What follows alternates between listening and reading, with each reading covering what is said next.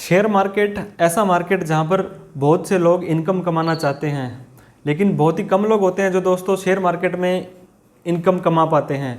Income कमाने के बाद उन्हें काफ़ी तरह के टैक्स भी देने पड़ते हैं इनकम के अकॉर्डिंग, क्योंकि ये इनकम आपकी ऑन रिकॉर्ड इनकम होती है, एक नंबर में आती है, तो आप इसे छुपा नहीं सकते हैं। जय हिंद दोस्तों, मेरा नाम है सुमित और स्वागत है आपका हमारे यूट्यूब चैनल पर। इस वीडियो में हम डिस्कस करेंगे शेयर मार्केट से हुई कमाई के ऊपर आपको कितना टैक्स देना पड़ सकता है, कितना टैक्स देना पड़ता है।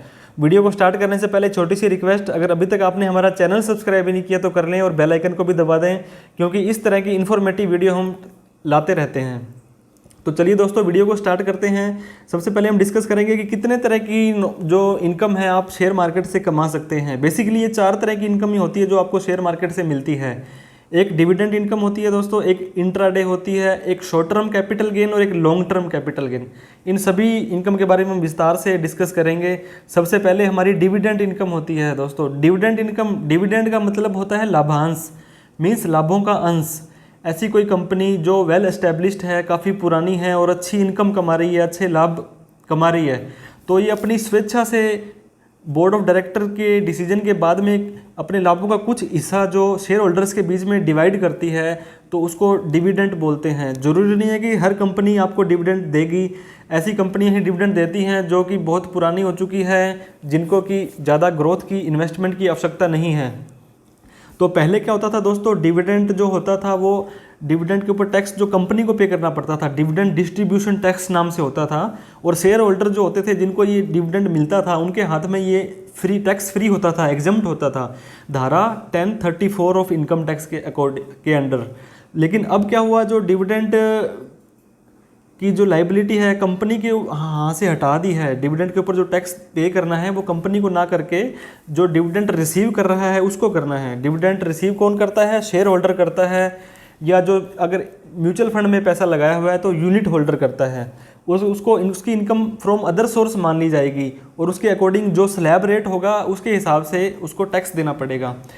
और इसके अलावा दोस्तों, अगर 5,000 रुपये से ज़्यादा का डिविडेंड कंपनी आपको पे कर रही है तो रूल के अकॉर्डिंग उसको 10% TDS काट के आपको पेमेंट करेगी। सपोज करो आपका 10,000 रुपये डिविडेंड की पेमेंट अगर बनती है तो 10% के हिसाब से 1,000 रुपये आपका काट करके आपके इनकम टैक्स में जमा हो जाएगा, फॉर्म 26A इसमें शो हो जाएगा, और 9,000 रुपये आपको डिविडेंड की इनकम कंपनी दे देगी। लेकिन 10,000 रुपये आपकी इनकम मानी जाएगी और आपके स्लैब के अकॉर्डिंग उसके ऊपर टैक्स लग जाएगा।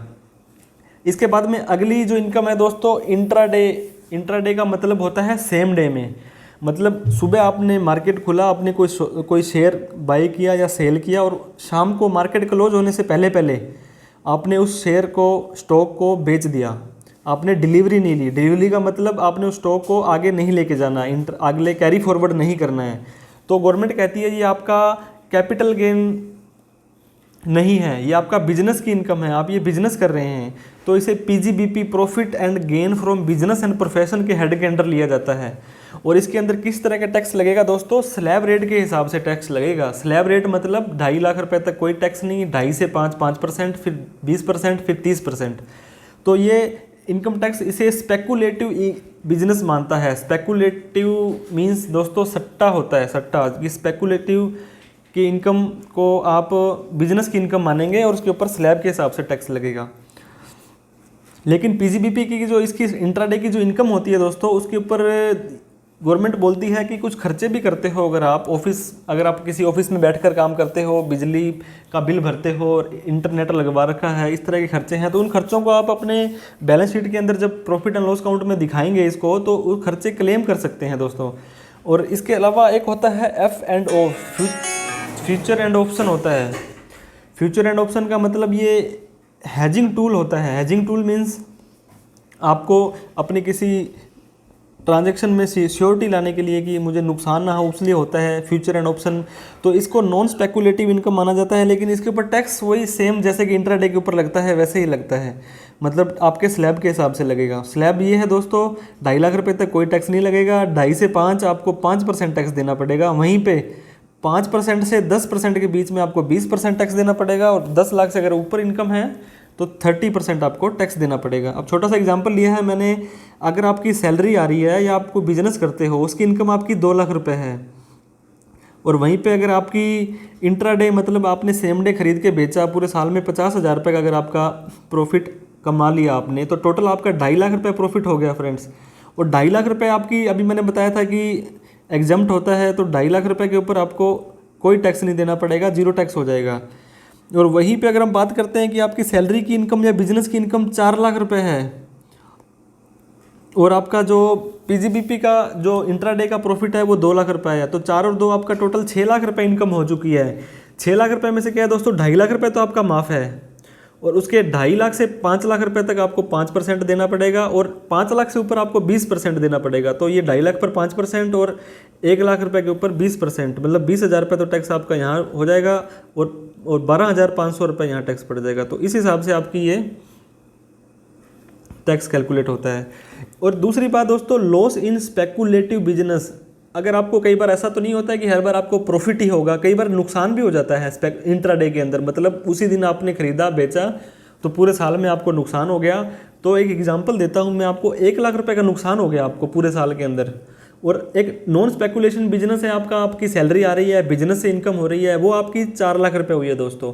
तो ऐसा नहीं है कि 4 लाख में से आपको 1 लाख रुपए घटा करके टैक्स देना है, आपको टैक्स तो 4 लाख के ऊपर ही देना है, लेकिन जो आपका 1 लाख रुपए नुकसान हुआ है उसको आप अगले सालों के लिए कैरी फॉरवर्ड कर सकते हैं। मतलब अगर अगले सालों में आपका प्रॉफिट होगा तो पहले आप इस नुकसान को भरपाई करेंगे, उसके बाद जो प्रॉफिट बचेगा उसके ऊपर आपको टैक्स देना पड़ेगा। तो इसके ऊपर सेट ऑफ पॉसिबल नहीं होता है। जो स्पेकुलेटिव की बिजनेस है आपको नॉन स्पेकुलेटिव बिजनेस पे टैक्स देना पड़ेगा, और स्पेकुलेटिव बिजनेस है जो इनकम है उसको आप कैरी फॉरवर्ड अगले सालों में कर सकते हैं। मैंने एक एग्जांपल और दिया दोस्तों कि अगले साल जैसे आपका 1 लाख रुपए का नुकसान हुआ था, और अगले साल क्या हुआ, आपको 3.5 लाख रुपए का प्रॉफिट हुआ, जो कि स्पेकुलेटिव में हुआ, इंट्राडे के अंदर हुआ, और वहीं पे 1 लाख रुपए का पिछला आपको नुकसान हुआ था। तो आपको टोटल 2.5 लाख रुपए जो है वो आपकी नेट स्पेकुलेटिव इनकम मानी जाएगी। और अगर आपकी और कोई इनकम नहीं हो रही है तो 2.5 लाख रुपए आपका जो स्लैब है, आपकी जो टैक्स की स्लैब है वो 2.5 लाख रुपए तक माफ़ है, तो 2.5 लाख रुपए पे आपको कोई टैक्स नहीं देना पड़ेगा, मतलब आपका टैक्स फ्री हो जाएगा ये। उसके बाद में तीसरे तरह की इनकम होती है दोस्तों, short term capital gain. Short term capital means छोटी अवधि के लिए जो आप शेयर को रख करके बेचते हो और उसके ऊपर जो इनकम कमाई जाती है। तो यहाँ पर जैसे मैंने बताया आपको, 1 दिन से ज़्यादा आपको स्टॉक रखना है। अगर एक ही दिन में बेच दोगे तो इंट्राडे माना जाएगा, 1 दिन से ज़्यादा लेना है मतलब आपको उसकी डिलीवरी लेनी है। डिलीवरी लेनी है मतलब स्टॉक को अपने पास रखना है, इसको बोलते हैं कैरी फॉरवर्ड भी बोलते हैं दोस्तों, कि आगे लेके जाना है। तो इसको अगर आप 1 दिन से ज़्यादा रखेंगे और 1 साल से कम रखेंगे, 1 साल के अंदर 365 दिन होते हैं दोस्तों, इसके अंदर कोई संडे सैटरडे आपको कुछ नहीं काउंट करना है, किसी हॉलीडे को काउंट नहीं करना है। जब से लिया है तब से अगर 365 दिन से कम में आपने उसको बेच दिया है तो ये आपका शॉर्ट टर्म कैपिटल गेन माना जाएगा। उसके ऊपर कोई कमाई होती है तो गवर्नमेंट कहती है ये आपका इन्वेस्टमेंट है, आपका बिजनेस नहीं है, आपने लिया और बाद में बेचा तो आपने इन्वेस्ट किया था पैसा। तो इस तरह की शॉर्ट टर्म कैपिटल गेन के अंदर आपको 15% टैक्स देना पड़ेगा।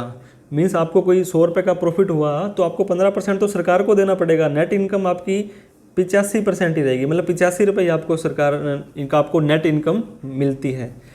इसको भी मैंने एक एग्जांपल की तरीके से समझाया है कि आपकी सैलरी या बिजनेस की इनकम 2 लाख रुपए है और शॉर्ट टर्म कैपिटल गेन आपका 50,000 रुपये है, तो आपका टोटल मिलाकर के 2 लाख और 50,000 2.5 लाख रुपये बनता है, और आपका स्लैब 2.5 लाख रुपये तक माफ़ है, तो आपको कोई टैक्स नहीं देना है दोस्तों। इसके बाद में एक एग्जांपल और दिया है मैंने, अगर आपकी बिजनेस की या सैलरी की इनकम 2 लाख रुपये है और शॉर्ट टर्म कैपिटल गेन मतलब 1 साल के अंदर आपने किसी शेयर को बेचा है और उसके ऊपर 1 लाख रुपये का इनकम हुआ है, तो टोटल आपको 3 लाख रुपये की इनकम हुई है। 3 लाख में से दोस्तों 2.5 लाख रुपये तो आपकी माफ़ है इनकम, और उसके बाद में जो 50,000 रुपये बच गया, वो मतलब 50,000 रुपये बच गया, तो 1 लाख रुपये शॉर्ट टर्म कैपिटल गेन था, 50,000 की आपको छूट मिल गई, तो जो बाकी का 50,000 रुपये बचा उसके ऊपर आपको 15% सीधा फ्लैट देना पड़ेगा, मतलब 7500 रुपये आपको देना पड़ जाएगा। इसके बाद में अगली जो इनकम आपको शेयर मार्केट से हो सकती है वो है long term capital gain, LTCG बोलते हैं दोस्तों इसको, long term capital gain. Long term capital gain का मतलब कैरी फॉरवर्ड हुआ, आपने डिलीवरी ली शेयर्स की और उस शेयर्स को अपने पास में 365 दिन से ज़्यादा रखा, उसके बाद बेचा और उसको मुनाफे में बेचा, तो आपको लॉन्ग टर्म कैपिटल गेन होगा। लॉन्ग टर्म कैपिटल गेन दोस्तों पहले तो क्या था, गवर्नमेंट ने बिल्कुल एग्जम्प्ट कर रखा था, 1 लाख हो चाहे 1 करोड़ हो, आपको किसी भी तरह का कोई टैक्स नहीं देना था। लेकिन जो 2018 का जो बजट आया था मोदी गवर्नमेंट ने, उसके अंदर क्या किया, एक लिमिट डिसाइड कर दी है कि आपको 1 लाख रुपए तक कोई टैक्स नहीं देना है। अगर आपको 1 लाख रुपए से ऊपर की इनकम हो जाती है लॉन्ग टर्म कैपिटल गेन के अंदर, तो 1 लाख रुपए से ऊपर की जो कमाई होगी उसके ऊपर आपको 10% टैक्स देना पड़ेगा दोस्तों, long term capital gain tax देना पड़ेगा। इसका मैंने एग्जांपल दिया, अगर आपकी सैलरी या बिजनेस 2 लाख रुपए है और लॉन्ग टर्म कैपिटल गेन आपका 4 लाख रुपए है, तो मतलब आपने किसी शेयर को 1 साल बाद बेचा तो 4 लाख रुपए की इनकम हुई। लेकिन इस 4 लाख रुपए में से 1 लाख रुपए जैसे आपको बताया कि आपका टैक्स फ्री है, तो मतलब 3 लाख रुपए ही आपकी इनकम होगी, वो लॉन्ग टर्म कैपिटल गेन मानी जाएगी। 3 लाख ये और 2 लाख रुपए आपकी दूसरी इनकम है, तो टोटल 5 लाख इनकम हो गई।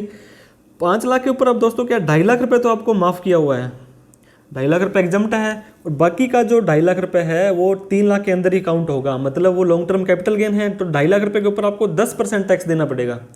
तो 2.5 लाख के ऊपर 10% टैक्स आपका 25,000 रुपये हो गया। अगर आपकी ये लॉन्ग टर्म कैपिटल ना होती, बिजनेस की इनकम होती, तो आपको 5% टैक्स देना पड़ता, लेकिन आपकी लॉन्ग टर्म कैपिटल गेन है तो आपको 10% टैक्स देना पड़ा। तो इसी के साथ कुछ छोटी छोटी बातें मैं और बताना चाहूँगा दोस्तों कि आप अगर अच्छे तरीके से कमाई करना चाहते हैं, सीरियस होकर कमाई करना चाहते हैं, तो आप एक डीमेट अकाउंट नया रख करके कम से कम 2 डीमेट अकाउंट रखिए।